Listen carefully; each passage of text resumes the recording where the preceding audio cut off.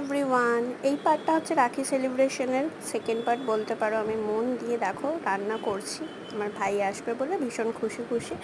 আর সাইডে গুলু ছিল, ওর সাথে একটু গল্প করছিলাম। এটা হচ্ছে পনির বাটার মশলাটা যে বানাবো তার পেস্টটা রেডি করার জন্য আমি গ্রাইন্ড করার জন্য মশলাটা করছিলাম। তারপরে আলুর দম, পনির সব মোটামুটি রেডি হয়ে গেছিলো। আর অ্যাট লাস্ট মা বানাচ্ছিলো রাইসটা।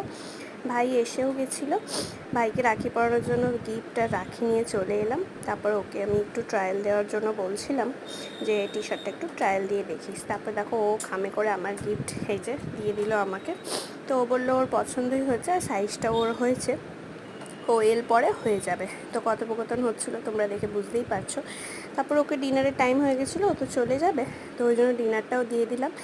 আর সবার শেষে খুশির মুহূর্তগুলোর কিছু কিছু ছবি তোমাদের সাথে শেয়ার করলাম। তোমরা সবাই কেমনভাবে এনজয় করলে অবশ্যই কমেন্টে জানিও। ব্লগটা ভালো লাগলে সাবস্ক্রাইব।